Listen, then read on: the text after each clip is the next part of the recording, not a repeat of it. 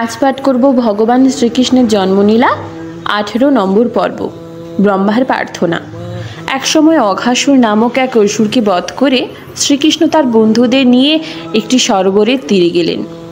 তখন কৃষ্ণকে মাঝখানে রেখে তার সখারা চারিদিকে ঘিরে বসলো এবং বাড়ি থেকে আনা খাবারের পুঁটলিগুলো খুলতে লাগলো ভোজন করার জন্য। সেই সময় গোবৎসগুলি ঘাস খেতে খেতে ধীরে ধীরে গভীর বনে প্রবেশ করলো। হঠাৎ শিশুরা দেখল যে বাছুরগুলি কাছাকাছি কোথাও নেই। তখন তারা ভয় চিৎকার করে বলল, কৃষ্ণ। সাধারণত কোনো কিছু ঘটলেই তারা কৃষ্ণকে স্মরণ করত। তখন কৃষ্ণ তাদের বলল, তোমরা খাও, আমি দেখছি গো বাছুরগুলি কোথায় গেল। বাছুরদের খুঁজতে খুঁজতে কৃষ্ণ বনের মধ্যে চলে গেল, কিন্তু কোথাও খুঁজে পেল না। এদিকে ব্রহ্মার মনে সন্দেহ হলো যে এই কি সেই কৃষ্ণ যিনি বিশ্ব ব্রহ্মাণ্ডের স্রষ্টা? তাহলে তিনি কেন এই ছোট্ট শিশুদের সাথে খেলা করছেন? ব্রহ্মা যেমন ভগবানকে বুঝতে পারেননি, তেমনি জগতের অনেক শক্তিশালী ব্যক্তিরাও ব্রহ্মার মতো ভগবানকে বুঝতে পারে না। তখন ব্রহ্মা গো বৎস এবং গো বালকদের চুরি করে অন্য এক জায়গায় নিয়ে গেলেন। এদিকে কৃষ্ণ অনেক খুঁজেও গো বৎসদের পেলেন না।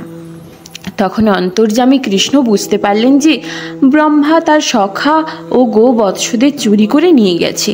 তখন তিনি ভাবলেন, আমি এখন একা কিভাবে বাড়ি ফিরে যাব? সকলের মায়েরা অত্যন্ত দুঃখিত হবেন। তাই তিনি মাতাদের দুঃখ মোচন করার জন্য এবং ব্রহ্মার সন্দেহ দূর করার জন্য চিন্তা করলেন। তখন তিনি নিজের দেহ থেকে গোপ শিশু এবং গো বৎসদের সৃষ্টি করলেন। পরমেশ্বর ভগবান তার শক্তির প্রভাবে নিজেকে অসংখ্যভাবে প্রকাশিত করতে পারেন।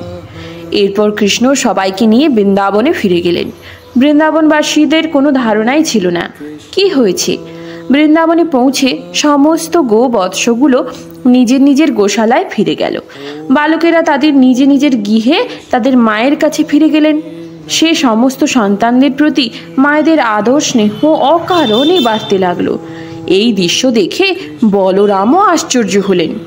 তিনি ভাবতে লাগলেন, এই রকম স্নেহ তো কৃষ্ণ ছাড়া আর কারো প্রতি থাকা সম্ভব নয়। এভাবে 1 বছর কেটে গেল। গো বৎস এবং গোপ শিশুদের চুরি করার ফলে কি হয়েছে তা দেখবার জন্য ব্রহ্মা ফিরে এলেন। ফিরে এসে তিনি দেখতে পেলেন যে সেই সমস্ত গোপ বালকেরা এবং গো বৎসগুলো আগের মতোই খেলা করছে। এই ঘটনাটি দেখে ব্রহ্মা বিভ্রান্ত হয়ে পড়লেন। কিন্তু সেই সমস্ত গোপবালক এবং গোবৎসরা যে পূর্বের মতো নয়, ব্রহ্মাকে তা বোঝানোর জন্য শ্রীকৃষ্ণ তার রহস্যটি উদ্ঘাটন করলেন। তখন ব্রহ্মা দেখতে পেলেন তারা সকলেই হচ্ছেন শ্রীকৃষ্ণের প্রকাশ। এরপর ব্রহ্মা আরও দেখতে পেলেন যে অনেক ব্রহ্মা, শিব ও দেবদেবী, এমনকি পিপীলিকার মতো ক্ষুদ্র ক্ষুদ্র জীব তাদের ঘিরে নৃত্য করছে। ব্রহ্মা বুঝতে পারলেন যে এই জগতের সমস্ত জীব ভগবানের হাতের পুতুল। তখন তিনি তার হংসবাহন থেকে নেমে এসে ভগবানের সামনে একটি স্বর্ণদণ্ডের মতো ভূমিতে পতিত হলেন। এইভাবে প্রণাম করাকে বলা হয় দণ্ডবৎ। তখন ব্রহ্মা বললেন যে, হে পরমেশ্বর ভগবান, আপনি পরমারাধ্য। ভক্তদের কল্যাণের জন্য আপনি গোপ শিশু রূপে আবির্ভূত হয়েছেন। আমি আপনার শক্তির আদি অন্ত খুঁজে পাইনি। আমি এই ব্রহ্মাণ্ডের সৃষ্টিকর্তা হয়েও আপনার এই শিশুরূপের মাহাত্ম্য অনুমান করতে পারছি না। তখন সাধারণ লোকের আর কি করতে পারবে? তাই আমি এখন বুঝতে পারছি যে আপনি হচ্ছেন পরমাত্মা, পরম সত্তা এবং আদি পুরুষ। এভাবে ব্রহ্মা তার ভুল বুঝতে পারলেন এবং শ্রীকৃষ্ণের চরণে আত্মসমর্পণ করলেন।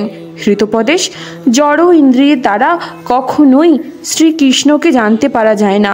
ভক্তের ভক্তিতে প্রসন্ন হলে শ্রীকৃষ্ণ স্বয়ং ভক্তের কাছে নিজেকে প্রকাশিত করেন। ধন্যবাদ। Thanks for watching. আজ এই পর্যন্ত। পরবর্তী পর্ব শোনার অপেক্ষা করুন।